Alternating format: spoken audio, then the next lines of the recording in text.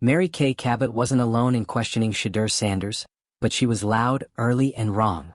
Her skepticism mirrored a larger media current that cast doubt on Sanders' potential, often anchored in dated narratives about quarterbacks from HBCUs and non-traditional powerhouses. Yet what made her reversal so striking wasn't just the speed, it was the transparency of the pivot. One moment, Sanders was unproven. The next, he was. If you're into the real story and all the messy twists they don't show on highlight reels, go ahead and subscribe. And if you're sticking around to see how this Browns QB chaos plays out, you should definitely be subscribed. Praised for NFL-level mechanics and poise. The curiosity isn't just about Sanders' emergence, but about how media gatekeepers get it so wrong until it's undeniable. Why was his talent invisible until it could no longer be ignored? That question isn't rhetorical, it exposes the system. Sanders didn't suddenly become elite overnight. His skill set, highlighted by pinpoint accuracy, velocity control, and tactical footwork, was present in his college tape and early practices with the Browns. The real shift was in the media's willingness to acknowledge it, especially as Cleveland's own quarterback carousel collapsed. While Dillon Gabriel flounders and management scrambles to cover poor decisions, Sanders stands as the overlooked solution now rising with clarity. The media may spin it as rediscovery, but it's really about recognition long overdue. She said he wasn't ready. She said he didn't have the tools. She questioned if Shedeur Sanders was even an NFL quarterback. And now, she's pretending like she never said any of it. Because the receipts are loud and the flip-flop is real. Mary Kay Cabot, the veteran Browns beat reporter who once seemed so sure that Shedeur was nothing more than college hype, has suddenly pivoted into praise mode.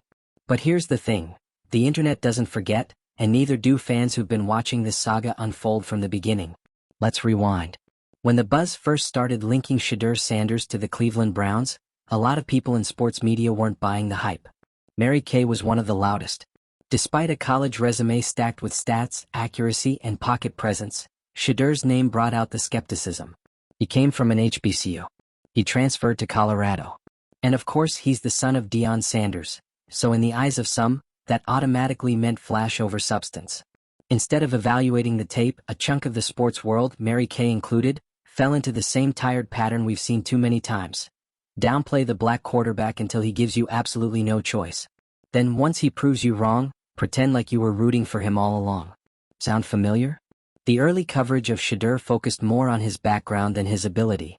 Questions were raised about his processing, his arm strength, and whether he could adjust to the NFL level. Never mind that the dude had been slicing up college defenses with pinpoint throws and elite ball placement. Never mind that he was reading coverages with ease and executing complex passing concepts better than some guys already in the league. No. To Mary Kay and others, he wasn't ready. Fast forward just a few weeks and the narrative starts to crack.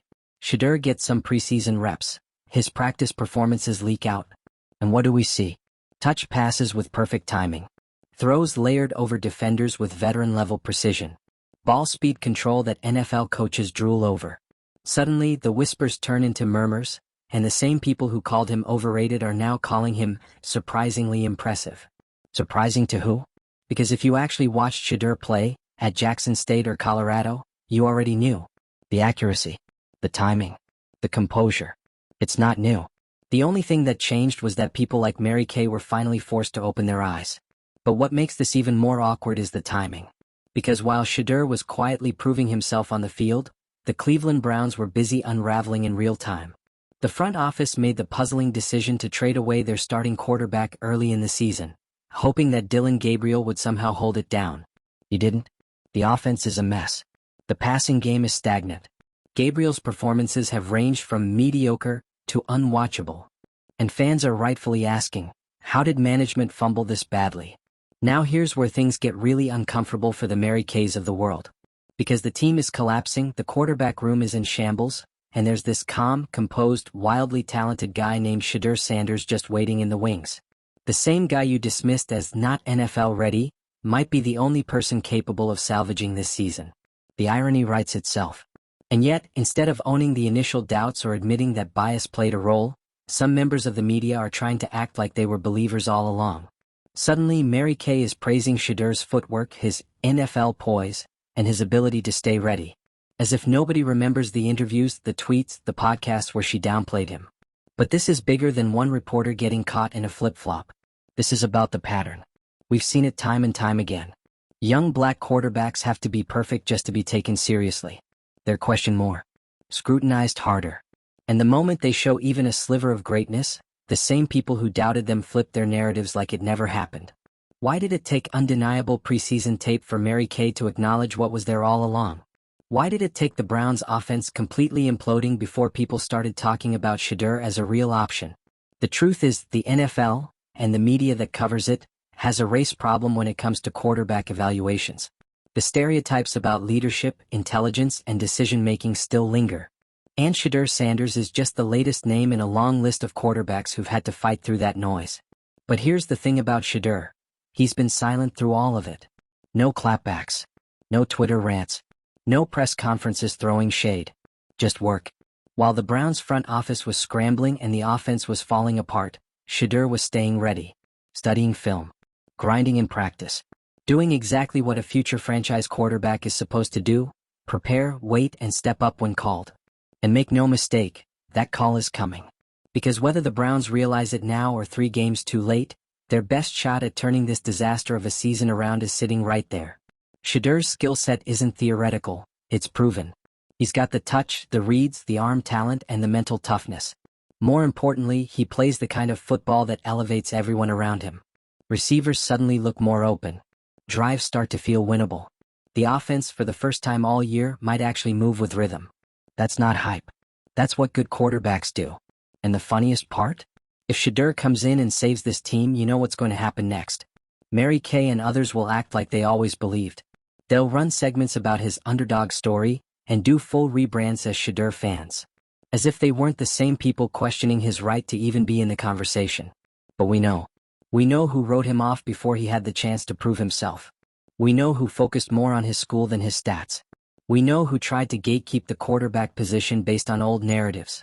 And we also know that Shedeur doesn't need their validation. Because the tape speaks louder than any press conference. This is more than a football story. This is a story about talent versus perception. About what happens when someone refuses to shrink under the weight of lazy narratives. Shedeur Sanders has been showing us who he is. It just took a media meltdown, a team collapse, and a little bit of poetic justice to get everyone else to finally pay attention. So while the Browns fumble their way through another chaotic season and the media tries to rewrite their own coverage history, Shedeur is sitting there, ready, patient, prepared.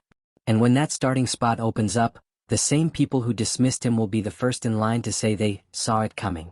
But we remember. We always remember. If you're tired of the media spin, if you're watching this mess unfold just shaking your head, hit that like button. Drop a comment with your thoughts on Mary Kay's sudden change of heart.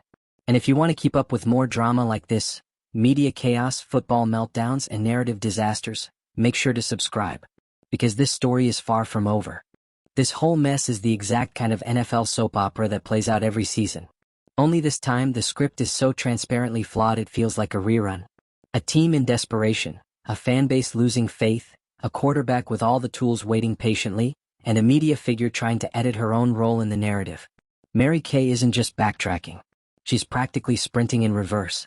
The same analyst who cast doubt on Shedeur's NFL potential is now singing his praises like she's been on the bandwagon since Jackson State. But you don't get to rewrite history just because the camera angle changed. The quotes are there. The skepticism was loud. And it wasn't just a casual question, it was dismissal. It was coded language and veiled jabs dressed up as objective analysis.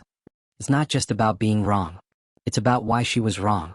Because when it comes to young black quarterbacks, the bar is never in the same place. Shedeur wasn't allowed to be a raw talent. He couldn't be a developmental project. He didn't get the benefit of the doubt that so many others do.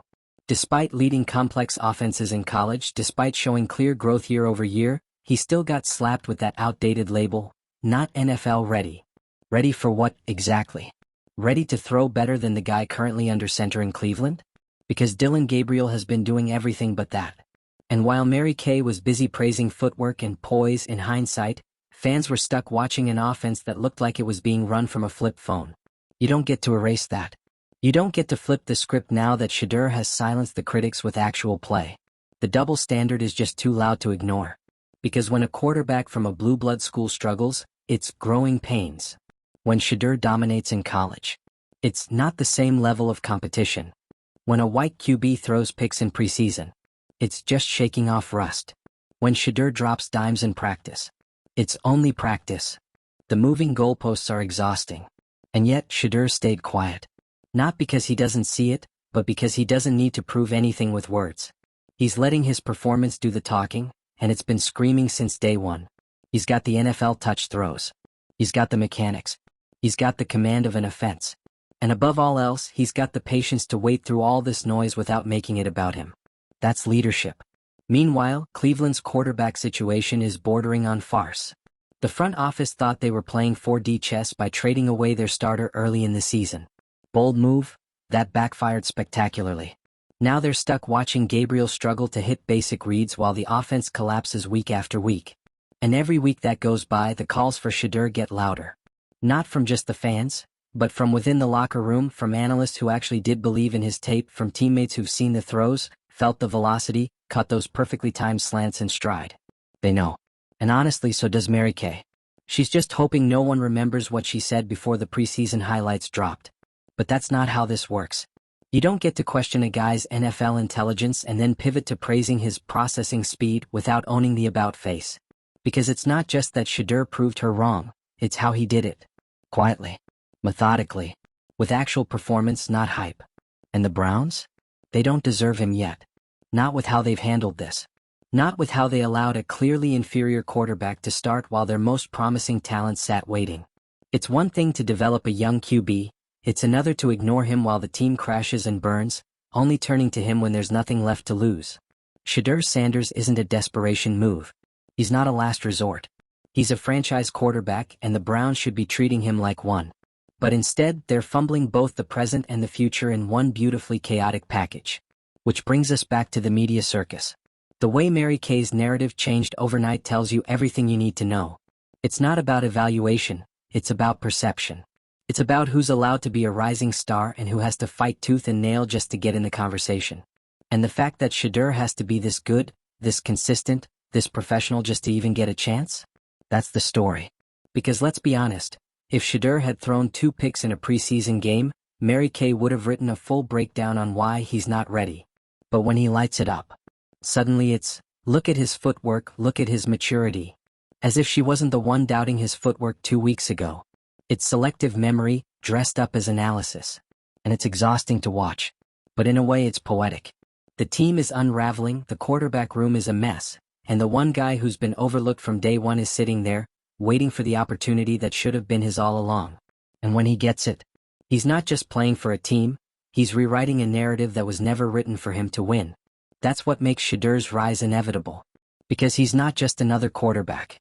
He's a reminder that talent doesn't need permission to shine. That no amount of bad takes or biased narratives can stop someone who's already proven the doubters wrong before even stepping on the field. And when he does take that field, the people who wrote him off are going to be the loudest in their support. They always are. That's the cycle. Dismiss, doubt, pivot, praise. But we remember what was said. And more importantly, he remembers. This isn't just about proving the Browns wrong. It's about proving that no matter how deep the bias runs, talent cuts through it. And Shedeur? He's been cutting through it all season. So whether it's next week or next month, when the Browns finally stop pretending Dillon Gabriel is the answer, Shedeur will be there. Ready. Prepared. Already better than the guys ahead of him. And when Mary Kay posts that glowing article about his breakout game, we'll be here watching, nodding, knowing exactly how we got here. And if you think the media hypocrisy ends with Mary Kay Cabot, think again. She's just the most visible example in a much larger pattern that's been going on for years, especially when it comes to black quarterbacks. The same script gets recycled over and over, and Shedeur Sanders just happens to be the newest lead in a production that's been running for decades. Let's break it down. First they ignore you. Then they doubt you. Then they laugh at you. And finally, when there's no other option, they act like they've believed in you all along. That's the formula. And Shedeur is walking right through it step by step. He starts off dominating at Jackson State? Oh, that's FCS level, doesn't count. Transfers to Colorado, throws for thousands of yards behind one of the worst defensive lines in college football? Yeah, but is he really pro-ready? Shows elite footwork, timing, pocket manipulation, ball placement, pre-snap reads? Still not enough. Still needs more time, still needs seasoning, still hasn't proven it at the NFL level. Then, when the Browns are on their 4th straight offensive disaster, when Dylan Gabriel is throwing checkdowns like it's a religion, when the locker room tension is thicker than the Ohio fog. Suddenly now, people are ready to re-evaluate Shedeur. Now it's, well, maybe he's got what it takes. Now it's, he's showing flashes. Now it's, we've always known he had potential. Stop it. The truth is, the only reason this narrative is shifting is because the Browns are in freefall. Mary Kay didn't change her mind because she studied more film. She changed her tune because reality forced her to. The numbers don't lie, the tape doesn't lie, and the players certainly don't lie. Shedeur is that guy, and he always has been. What's wild is how much restraint he's shown through all of this. He's had every reason to clap back, every opportunity to call out the double standard, and he hasn't said a word. No cryptic tweets. No passive-aggressive Instagram stories. No leaks through sources close to the player. Just silence. Just focus. Just professionalism. Which, by the way, is more than we can say for the Cleveland Browns front office. The management decisions this season have been almost impressively bad. Trading away a starter before the roster stabilized? Rushing Dylan Gabriel into the starting role like this was a college experiment?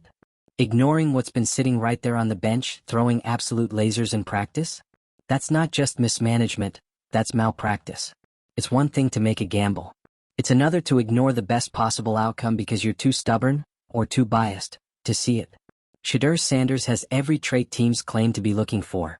He's a true pocket passer with mobility. He's poised under pressure. He's accurate to all three levels. And he's been coached by NFL-level minds since high school. What more do you want? All right. You want him to go to the SEC. You want him to wear the right logo on his helmet. You want him to look like the guys you've anointed before. But that's not on Shedeur. That's on the system. That's on the analysts who build up second-rate prospects with the right pedigree while dismissing elite talents who don't fit the old-school mold. That's what this story is really about. Because this isn't just a Browns quarterback problem. This is the NFL's identity crisis, playing out in real time. It's a league that claims to be about performance but still lets perception run the show. And when that perception is rooted in bias, talented players fall through the cracks. The crazy part? The Browns need exactly what Shedeur offers. They need a quarterback who can elevate an offense without needing a perfect O-line. Someone who throws with anticipation. Someone who leads quietly but commands the respect of the room. Someone who's been underestimated before and came out sharper because of it. That's Shedeur. And the longer they sit on him, the worse it's going to get. Because eventually, the fan base is going to demand the change. And when that change finally happens, when Shedeur takes that field and starts hitting receivers in stride, opening up the playbook, moving the chains, the entire narrative is going to flip. Mary Kay will write a glowing feature about how he's proving the doubters wrong. Other media outlets will follow. Suddenly he'll be the next breakout star. NFL Network will run segments. ESPN will talk about his maturity. But don't let them gaslight you. Don't let them pretend they were on board. Because we know who gave him a fair shot. And we know who didn't. And Mary Kay? She's going to regret not seeing it sooner. Not because it makes her look bad, but because it proves just how broken the evaluation system still is. If you're a young black quarterback in the NFL, you have to be twice as good for half the praise.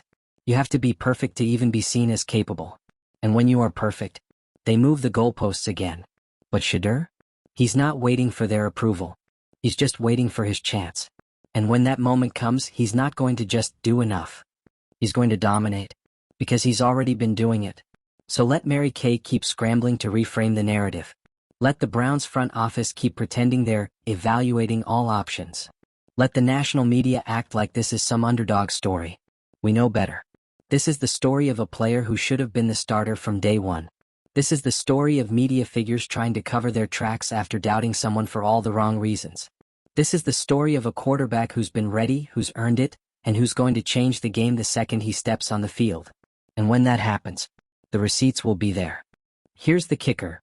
When Shedeur finally gets the nod, it won't be framed as what it actually is. A long overdue correction to a narrative that never should have existed in the first place.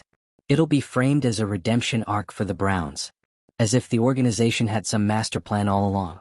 As if holding him back while the offense flailed in public wasn't a complete embarrassment. You can already hear the talking points. This was all part of his development curve. They didn't want to rush him. They were just giving him time to adjust to the speed of the NFL. Please. They weren't playing 4D chess. They were fumbling the bag in 2D. Because while Shedeur was quietly preparing, staying locked in, and showing everything you want in a future star, the team, and the media, kept looking everywhere but at the most obvious solution. And the only reason they're pivoting now is because there's nowhere else to go. The excuses have run out. The production isn't there. And the fan base is fed up. This isn't some happy accident. It's a rescue mission, one Shedeur's about to carry out on behalf of a franchise that nearly let him rot on the bench. And when the wins come, they'll try to claim it. Mary Kay will try to claim it. She'll write the long-form profile, ask the heartfelt questions, drop buzzwords like resilient and mature. But we remember when she said he wasn't ready. When she implied he was all flash. When she gave more weight to where he played than how he played. But you know what the most poetic part of all this is? Shedeur doesn't need the apology. He doesn't need the articles. He doesn't even need the vindication. He's not doing this for the narrative. He's doing this because he's good. Really, undeniably good. And once that ball is snapped and he's in full command of the offense, nobody's going to care what the analysts said back in August. All that will matter is what we're watching now. A quarterback who was built for this, showing it on the biggest stage with poise and precision and zero interest in playing into anyone's storyline but his own. That's what makes it sting even more for the people who got it wrong. He's not just proving them wrong, he's doing it with silence. With grace. With the kind of effortless confidence that no opinion column can fake. So keep your eyes on the field. Forget the noise. Because Shedeur Sanders is about to do what he's always done. Ball out, rise above, and remind everyone watching that talent doesn't care about your bias. If you're ready for that moment, and for more media meltdowns, quarterback chaos, and poetic justice in the NFL, hit like, drop your take in the comments, and subscribe. Because this saga? It's far from over.